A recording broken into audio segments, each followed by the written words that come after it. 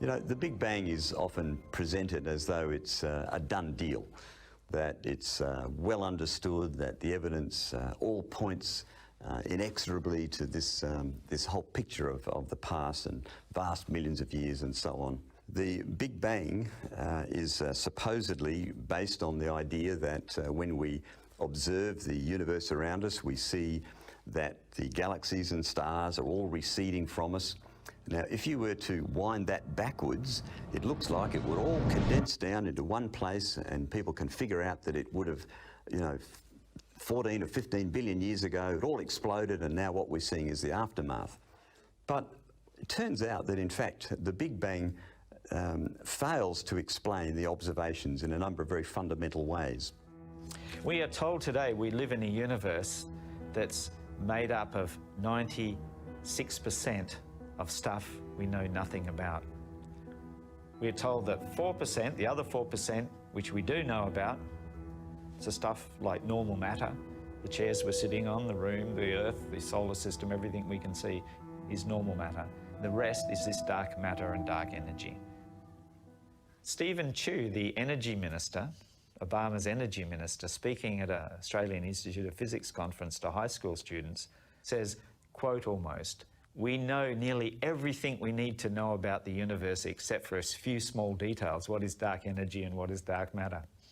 It's 96% of the stuff of the universe we know nothing about.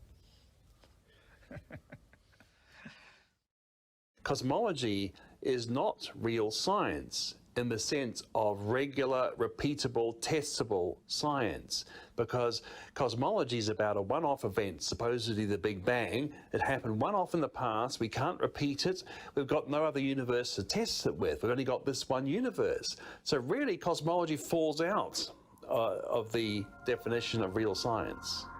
The universe, according to Big Bang, had an origin in time. They say it's only 13 billion years old. Therefore, we can only see at most 13 billion light years. This means we only can see a drop in the ocean. You have to make massive assumptions about the rest of the universe. And what if we just happen to be living in a little local bubble and the rest of the universe was totally different? Many people say that creationists have an issue with light travel. That is, how can we see light from distant stars when the Earth is only 6,000 years old? But the Big Bang, in fact, has its own light travel problem. This has to do with the cosmic microwave background radiation, which is supposedly the afterglow of the Big Bang, and which has been observed to have a very uniform temperature no matter where you look in space. And there just hasn't been enough time for the energy to be transferred across space to make all this temperature uniform to the extent that it is. And that's called the horizon problem. Now, there was an interesting explanation or attempt to find a solution to this, and it's called the inflationary period. So some incredibly short instant after this initial Big Bang, the universe expanded by massive orders of magnitude, and then somehow this period of inflation, as it's called, stopped.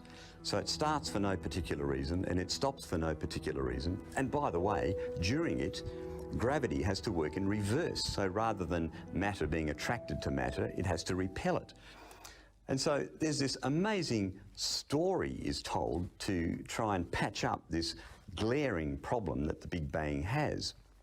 The inflation proponents have no good physical model for this faster-than-light expansion. It's a fudge factor.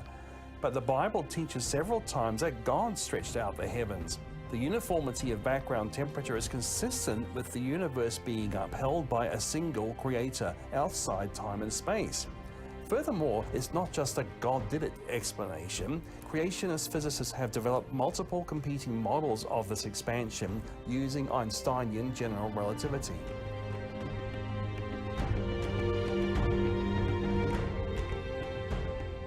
The Big Bang model basically says that high redshift objects are distant, low redshift objects are nearby.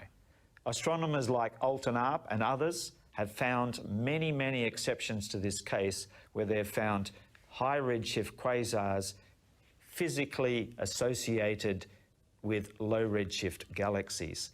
And when I say physically associated, I mean we see bridges of stars and gas connecting the two, X-ray emitting gas.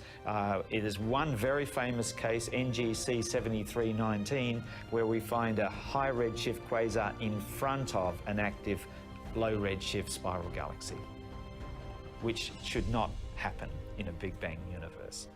There's something wrong. There's a serious problem that has to be answered. There are a lot of these anomalies where you have objects with vastly different redshifts that are somehow connected with each other. This should not be possible if redshift was a measure of distance. But clearly they are connected, which means that the standard interpretation of redshift is wrong, and this undermines the Big Bang itself.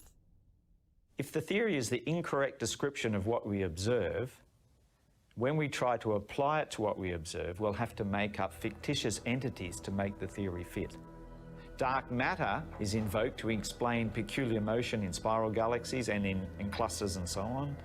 Dark energy is used to explain this anomalous acceleration of the universe when they use these bright supernova light sources. And inflation is used to smooth out the universe, to make it appear the way we see it today. But these unknowns are not experimentally verified and in my opinion, never will be. The Big Bang Theory has a number of secular objectors. In 2004, 33 of these cosmology dissenters wrote an open letter published in New Scientist, and over 100 more cosmologists have added to this letter. And they said, among other things, an open exchange of ideas is lacking, and doubt and dissent are not tolerated. In no other field of physics would this continual recourse to new hypothetical objects be accepted as a way of bridging the gap between theory and observation. So you might ask this question, why with all the modern technology, supercomputers, we have large telescopes with adaptive optics, we have space telescopes, why haven't we found the observational evidence to firmly establish the Big Bang without invoking all these unknowns? To believe in the Big Bang, you have to take it on faith. There's certain things you have to assume as given, without which you can't even make a calculation. How do you get to the ludicrous situation of 96% of the universe made up of stuff we know nothing about? Cosmology is not experimental science. In fact, I would go so far as to say cosmology is not even science. It's a philosophy, it's a religion, a worldview, it's a belief system. It's not science at all.